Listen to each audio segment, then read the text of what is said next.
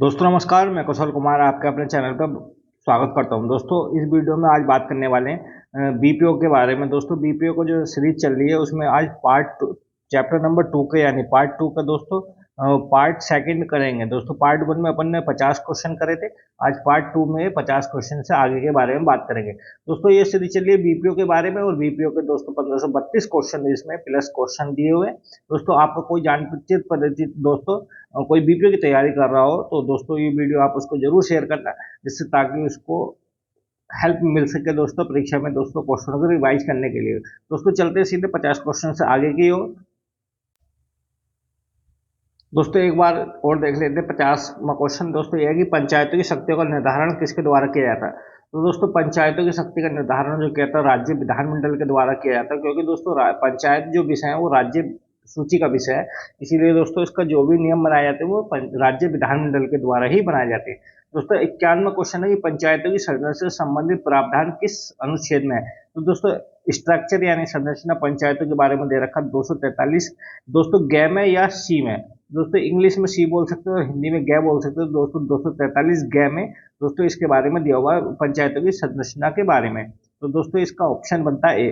पंचायतों की संरचना के बारे में दोस्तों 243 ग में दिया हुआ है। दोस्तों अगला क्वेश्चन है 52 पंचायत के सभी स्थान पंचायत क्षेत्र में प्रादेशिक निर्वाचन क्षेत्र से प्रत्यक्ष निर्वाचन द्वारा चुने हुए व्यक्तियों से भरे जाएंगे। यह प्रावधान भारतीय संविधान संविधान के किस अनुच्छेद में। तो दोस्तों 243 ग में दिया हुआ है जितने भी पद होंगे वो प्रत्यक्ष निर्वाचन द्वारा चुने जाएंगे। ये कौन से में दिया हुआ है। 243 ग के भाग सेकंड में दिया हुआ। दोस्तों ग के भाग सेकंड में ये दिया हुआ है। दोस्तों अगला क्वेश्चन है कि राज्यसभा के सदस्यों और राज्य विधान परिषद के सदस्यों का पंचायत समिति और जिला पंचायत में प्रतिनिधित्व के लिए व्यवस्था किस अनुच्छेद में की गई। तो दोस्तों ये बात करेगी संरचना में ही बात करेगी 243 ग के 3 घ में। दोस्तों आर्टिकल ग के घ भाग में यानी आर्टिकल सी के डी भाग में बात करेगी 243 में। दोस्तों अगला क्वेश्चन है 254वां क्वेश्चन है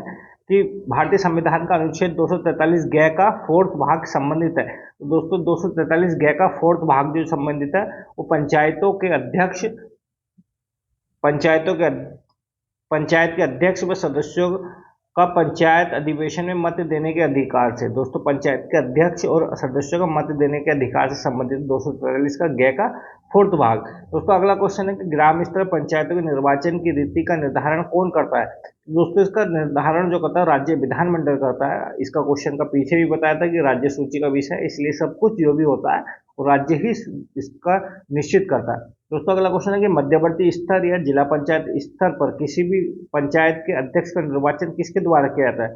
तो दोस्तों निर्वाचित सदस्यों द्वारा अपने में से ही किया जाता है। दोस्तों जो निर्वाचित सदस्य चुने जाते हैं दोस्तों उन्हीं में से ही जो किसी एक को दोस्तों अध्यक्ष चुने लिया जाता है। मध्यवर्ती या जिला स्तर पर किसी पंचायत के अध्यक्ष का निर्वाचन उसके सदस्यों में से ही किया जाता है।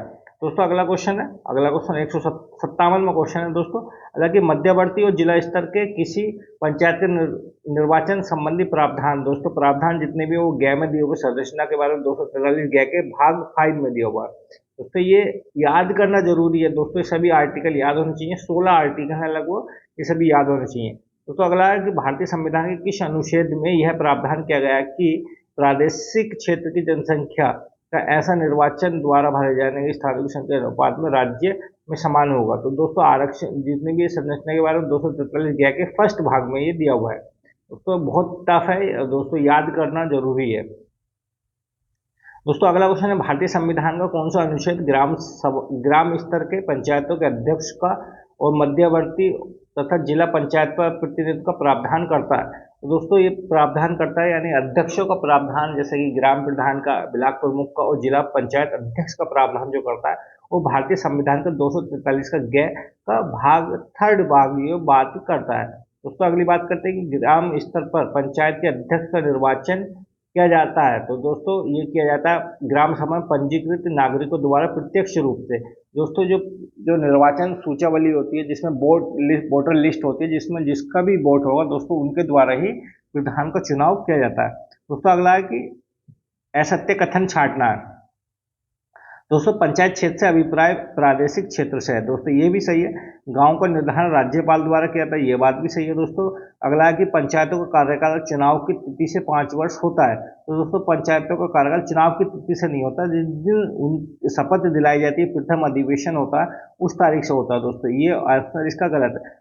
भारतीय संविधान का अनुच्छेद 243 ड के अनुसार पंचायत का कार्यकाल अपने प्रथम अधिवेशन यानी जब बैठक होगी प्रथम अधिवेशन की तब से लेकर 5 वर्ष तक होता है। दोस्तों अगला क्वेश्चन है कि पंचायतों की सदस्यता के निर्धारित जो आर्यता है वो किस अनुच्छेद में दी गई। तो दोस्तों पंचायतों का सदस्य बनने के लिए जितनी भी एलिजिबिलिटी है वो ई भाग में दी हुई है। किस में दी हुई है दोस्तों? ई में। दोस्तों तो इसका आंसर बनता है च। 200 हिंदी में बोल सकते हैं 243 च, या फिर इंग्लिश में बोलते हैं 243 ई। ई से मतलब एलिजिबिलिटी। दोस्तों ई से एलिजिबिलिटी, तो इसका आंसर याद करने की ट्रिक है कि ई आएगा इसका इंग्लिश में और हिंदी में आएगा दोस्तों च। 243 च के अनुसार भारतीय संविधान में दोस्तों इसके लिए योग्यताओं के बारे में बात की गई है। दोस्तों अगला कि किसी व्यक्ति के पंचायत का सदस्य चुने जाने के लिए सदस्य होने के लिए निर्याता संबंधी विवाद अभिनिश्चित कौन करता है। तो दोस्तों इसके बारे में राज्य का विधानमंडल द्वारा नियुक्त प्राधिकारी इसके बारे में बात करता है। दोस्तों एलिजिबिलिटी की जितनी बार 243 में च में बात की गई है। दोस्तों अगला कि संविधान के किस अनुच्छेद में यह वर्णन है कि कोई व्यक्ति 21 वर्ष की आयु प्राप्त कर लिया हो तो वह पंचायत का निर्वाचन में भाग ले सकता है। तो दोस्तों वोट डालने की जितनी बात की गई है वो 243 यानी एलिजिबिलिटी की, तो 243 च के फर्स्ट भाग में ये बात की गई है। दोस्तों अगला है कि पंचायत के मध्यवर्ती स्तर का निर्धारण किया जाता है। तो दोस्तों पंचायत के मध्यवर्ती स्तर का निर्धारण जो किया जाता है वो राज्यपाल द्वारा किया जाता है, राज्यपाल द्वारा किया जाता है। दोस्तों अगला क्वेश्चन है कि भारतीय संविधान के किस अनुच्छेद में पंचायत को परिभाषित किया गया है। तो दोस्तों परिभाषित जो किया गया है वो भारतीय संविधान के वो 243 में बात की गई है। 243 में बात करी गई जो परिभाषित यानी परिभाषा के बारे में दिया हुआ है। दोस्तों अगला क्वेश्चन असत्य कथन की पहचान करनी है। प्रत्येक पंचायत अपने प्रथम अधिवेशन के लिए नियत तारीख से 5 वर्ष के लिए बात बनती है, ये बात सही है बिल्कुल। अगला कि पंचायत अपनी अवधि से पूर्व भी विघटित हो सकती है। दोस्तों ये बात भी है, पूर्व विघटित भी हो सकती है। दोस्तों इसका अगला है कि पंचायत के विघटन की तारीख से 6 माह की अवधि से पूर्व का चुनाव कराया जाएगा। अगर 6 माह से ज़्यादा का समय बच रहा है तो पंचायत में दोस्तों शेष समय के लिए चुनाव कराया जाएगा, ये बात भी सही है। दोस्तों इसका डी ऑप्शन गलत है। विघटित के पश्चात ये दोस्तों कम से कम 1 साल नहीं, अगर 6 वर्ष से कम का समय तो दोस्तों चुनाव नहीं कराया जाएगा। दोस्तों इसका आंसर डी है। दोस्तों गलत ही इसमें पूछा था तो डी होगा। अगला कि पंचायत की अवधि की समाप्ति से पूर्व, पंचायत की अवधि की समाप्ति से पूर्व पंचायत का विघटन पर गठित पंचायत की अवधि होगी। तो दोस्तों शेष अवधि के लिए जितनी भी अवधि बचेगी केवल उसी अवधि के लिए दोस्तों पंचायत द्वारा ही गठित की जाएगी अगर विघटित होती है। दोस्तों अगला है कि असत्य कथन छांटना है।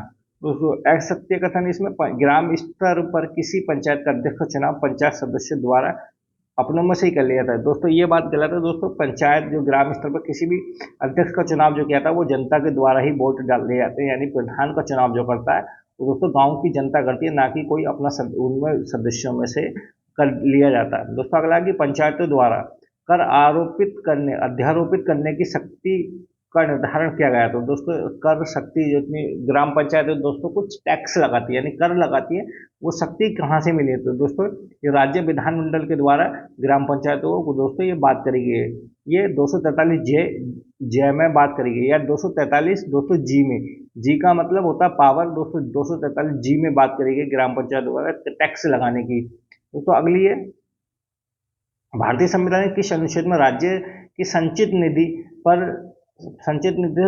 पंचायतों के लिए सहायता दी जाने की बात की गई। दोस्तों राज्य संचित निधि से पंचायतों के लिए दोस्तों अगर सहायता देने की बात करी गई तो दोस्तों अनुच्छेद 243 ज के ग भाग में की गई है। दोस्तों अगला है कि पंचायतों के लिए निधियों का गठन का उपबंध किया जा सकता है। दोस्तों निधियों का उपबंध का जो बात करी गई है वो राज्य विधानमंडल द्वारा ही दोस्तों निधियों का गठन किया जा सकता है पंचायतों के लिए। जितनी भी निधि वगैरह जितनी भी यानी पैसों का मामला है, अगर पावर की बात की जाए तो वो केवल राज्य विधानमंडल ही दे सकता है पंचायतों के लिए। दोस्तों अगली बात करते हैं राज्य विधानमंडल द्वारा पंचायतों कर आरोपित करने तथा संग्रहित करने की शक्ति प्रदान की गई है। इनमें से कौन सा पंचायत कर पंचायत के क्षेत्र अधिकार में नहीं आता है। तो दोस्तों ये बात करेगी मदिरा पान पर दोस्तों टैक्स लगाना। दोस्तों मदिरा पान पर टैक्स पंचायत नहीं लगा सकती है दोस्तों, इस पर राज्य सरकार टैक्स लगाती है। अगला है कि पंचायत चुनाव में मतदाता सूची की एक प्रति की प्राप्ति का शुल्क कितना देना होता है। दोस्तों पंचायत चुनाव में मतदाता सूची की दोस्तों अगर कोई निर्देशक जितना द्वारा निर्धारित होती है, यानी अगर किसी व्यक्ति को दोस्तों वोटर लिस्ट लेनी है तो दोस्तों उसका कुछ टैक्स देना पड़ता है या पैसे देने पड़ते हैं जो प्राधिकारी द्वारा निर्धारित किए जाते हैं। दोस्तों अगला है कि उत्तर प्रदेश ग्राम पंचायत कानून एवं इससे संबंधित नियमों के तहत ग्राम पंचायत प्रति वर्ष पूर्व वित्तीय वर्ष के अपने कार्य की प्रगति रिपोर्ट कब तक जमा करना निर्धारित है। दोस्तों ये बात करी गई 15 अप्रैल तक। दोस्तों जितने भी 15 अप्रैल तक ग्राम पंचायत अपना पूर्व जितने भी कार्य करे हैं, योजना चलाई गई हैं, उनकी सभी दोस्तों लिपियां जो है 15 अप्रैल तक जमा करने की बात करी है, अधिकारियों के पास जमा करने की। दोस्तों अगला है ग्राम पंचायतों के संदर्भ में असत्य कथन की बात करी गई है। दोस्तों असत्य कथन यह है कि पंचायतें सूचना अधिनियम 2005 के तहत नहीं आती हैं। दोस्तों ये बात गलत है। दोस्तों पंचायतें अधिनियम सूचना का अधिकार के 2005 के तहत आती हैं, ये बात दोस्तों गलत है। दोस्तों ये बात इसमें गलत दी हुई है, आती है बल्कि। अगला क्वेश्चन है कि ग्राम पंचायत की एक माह से कम कितनी बैठक आयोजित होनी चाहिए। दोस्तों तो एक बैठक होनी चाहिए एक माह में। दोस्तों कम से कम एक बैठक हो जानी चाहिए। ग्राम पंचायत के एक माह में कम से कम एक बैठक होनी आवश्यक है। इसकी सूचना प्रत्येक सदस्य को दी जानी चाहिए। दोस्तों अगला क्वेश्चन है कि प्रत्येक ग्राम पंचायत द्वारा अपने कार्यों के क्रियान्वयन के लिए गठित समितियों में कौन सी समिति नहीं है। तो दोस्तों अगर समिति की बात करें तो दोस्तों 6 समितियां बनाई जाती हैं, जिनमें नियोजन समिति भी होती है, स्वास्थ्य और कल्याण समिति भी होती है, जल प्रबंधन समिति भी होती है दोस्तों, और परिवहन समिति नहीं होती है। दोस्तों ये ऊपर की 3 समिति होती है, नीचे की नहीं होती है।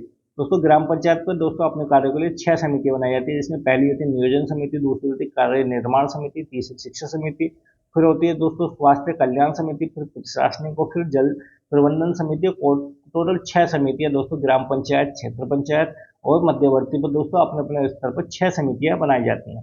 दोस्तों अगली बात करते हैं कि दोस्तों इधर गांव की जनसंख्या की बात करेगी और गांव की जनसंख्या पंचायत के सदस्यों का निर्धारण की बात करेगी। तो दोस्तों कौन सा सम्मिलित बात करी गई, तो दोस्तों बात करेगी कौन सा सही है। तो दोस्तों 1000 की जनसंख्या तक अपन कितने सदस्यों को चुनाव कर सकते हैं दोस्तों।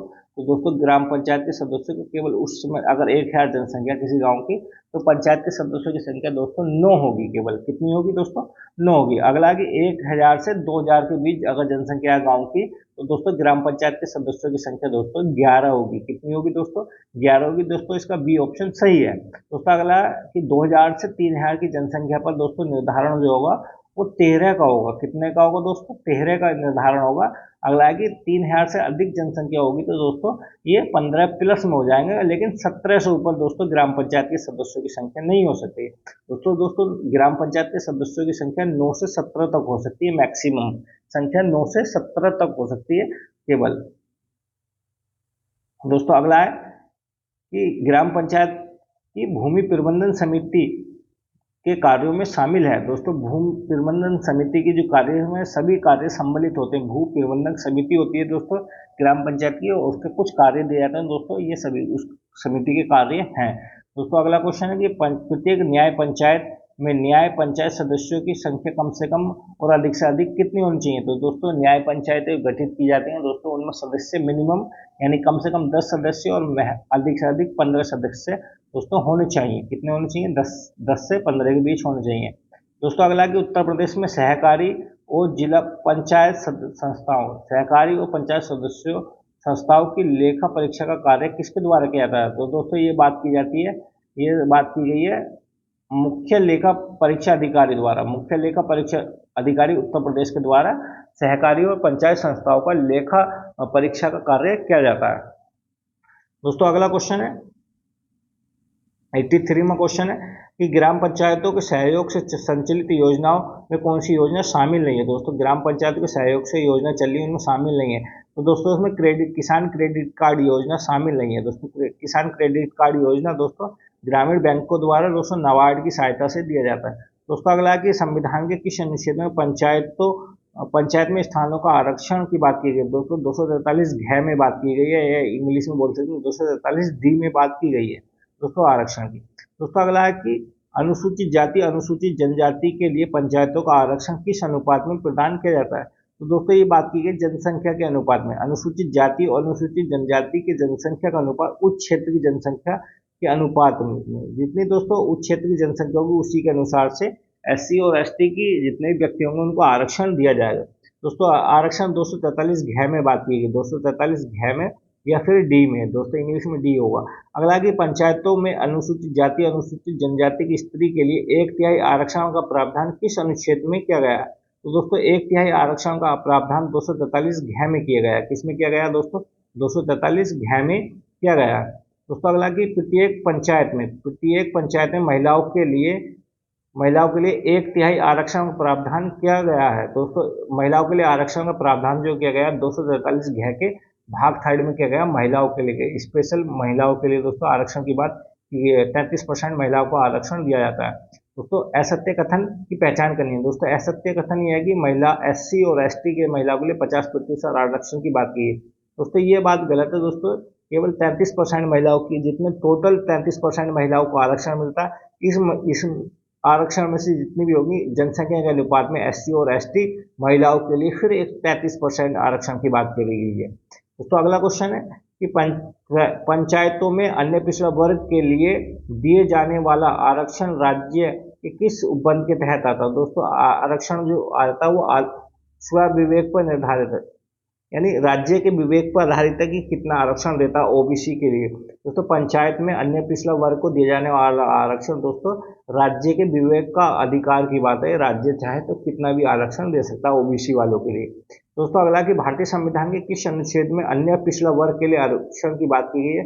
तो दोस्तों अन्य पिछड़ा वर्ग के आरक्षण की बात की गई अनुच्छेद 243 घ के 6 भाग में। 243 घ के 6 में राज्य विधानमंडल को अन्य पिछड़ा वर्ग के नागरिकों को पंचायत में आरक्षण देने का प्रावधान है। दोस्तों अगला कि पंचायत के अध्यक्ष पद हेतु आरक्षण संबंधी विधि बनाए जाने की प्राधिकारी है। तो दोस्तों राज्य विधानमंडल के द्वारा, राज्य विधानमंडल को दोस्तों ये आरक्षण का पूरा अधिकार है कि वो देना चाहे या ना देना चाहे। दोस्तों अगला है कि पंचायत के 3 स्तरों पर अध्यक्ष पद के लिए स्त्रियों हेतु कितने प्रतिशत आरक्षण की बात की गई। तो दोस्तों ये 1/3 यानी 33% आरक्षण की बात करी गई महिलाओं के लिए 243 घ के 4th भाग में 233% आरक्षण की बात की गई है। दोस्तों अगला ऑप्शन है कि असत्य कथन की बात करनी है, गलत कथन कौन सा। तो दोस्तों इसमें कि पंचायतों में अन्य पिछड़ा वर्ग के लोगों के लिए आरक्षण प्रदान किया जाना राज्य विधानमंडल के लिए बाध्यता है, यानी ये जरूरी है राज्य विधानमंडल के लिए ओबीसी वालों के लिए।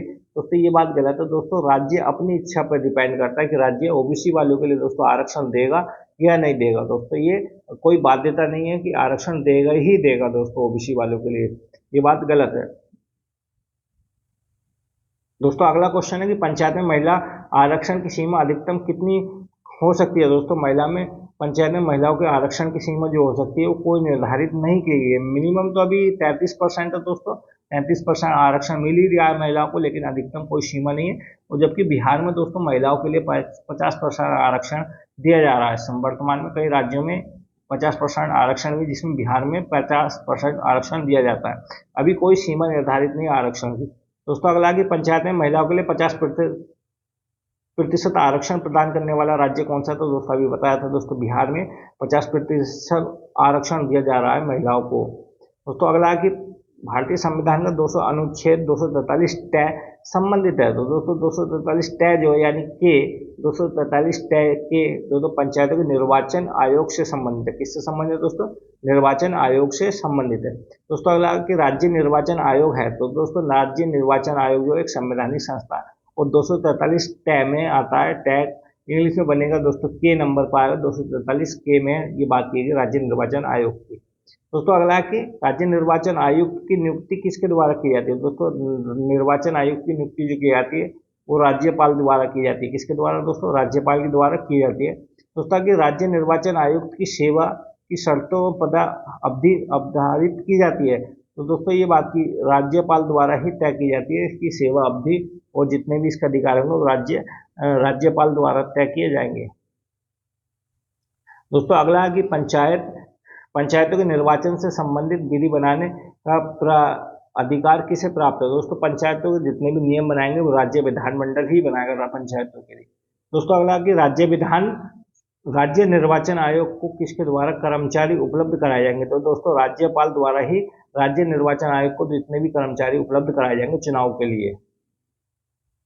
दोस्तों अगला कि राज्य निर्वाचन आयोग की सेवा की शर्तों में नियुक्ति के पश्चात अलाभकारी परिवर्तन किसके द्वारा किया जाता है। दोस्तों कोई परिवर्तन नहीं किया जाता है अगर राज्यपाल द्वारा एक बार अगर राज्य निर्वाचन आयोग को दोस्तों चुन लिया जाता तो दोस्तों उसकी सेवाओं में या उसकी पेंशन में कोई कटौती नहीं की जा सकती, कुछ नहीं हो सकता फिर बाद में। दोस्तों अगला क्वेश्चन है कि राज्य निर्वाचन आयोग के संबंध में असत्य कथन की बात करी गई, यानी गलत कथन कौन सा है। दोस्तों इसकी नियुक्ति राज्य विधानमंडल द्वारा की जाती है। दोस्तों ये बात गलत है, इसकी नियुक्ति राज्यपाल द्वारा की जाती है। किसके द्वारा दोस्तों, राज्यपाल द्वारा की जाती है। दोस्तों 104वां क्वेश्चन है और आज का अंतिम क्वेश्चन है कि राज्य निर्वाचन आयोग के संबंध में सत्य कथन की पहचान करनी। दोस्तों सत्य कथन ये दोस्तों ये दो ऑप्शन ऊपर के गलत है, तीसरा भी चौथा ऑप्शन भी गलत है। चौथा ऑप्शन तीसरा ऑप्शन ठीक है, राज्य निर्वाचन आयोग को उसके पद से उसी रीति या उसी आधार पर हटाया जा सकता है जिस रीति आधार पर उच्च न्यायालय के न्यायाधीश को हटाया जाता है। दोस्तों इसका ऑप्शन सी है। दोस्तों यानी अगर एक बार राज्य निर्वाचन आयोग को नियुक्त किया जाता है, अगर उसको हटाना चाहें तो केवल उसी शर्त पर हटा सकते हैं जिस शर्त पर दोस्तों हाई कोर्ट के जो वकील जो हाई कोर्ट के जज होते हैं, जिस आधार पर हाई कोर्ट के जज को हटाया जाता है उसी आधार पर दोस्तों इसको यानी इलेक्शन कमीशन जो स्टेट इलेक्शन कमीशन का आयुक्त होता है, राज्य निर्वाचन आयुक्त होता है, उसी को हटाया जा सकता है उसी आधार पर। दोस्तों इससे पहले राज्य निर्वाचन आयोग को कोई नहीं हटा सकता। तो दोस्तों 104 क्वेश्चन हो चुके हैं। अगले पार्ट थर्ड में बात करेंगे 105 क्वेश्चन से, इसके बाद होगा पार्ट थर्ड होगा। दोस्तों इसमें भी 5-6 पार्ट बनेंगे क्योंकि इसमें भी 300 क्वेश्चन है। कितने दोस्तों, 300 क्वेश्चन। दोस्तों क्वेश्चन अच्छे लगे तो वीडियो जरूर लाइक करना, चैनल को सब्सक्राइब करना और वीडियो जरूर शेयर करना जो आपका दोस्त या कोई भी दोस्तों बीपीओ की तैयारी कर रहा हो। तो धन्यवाद दोस्तों।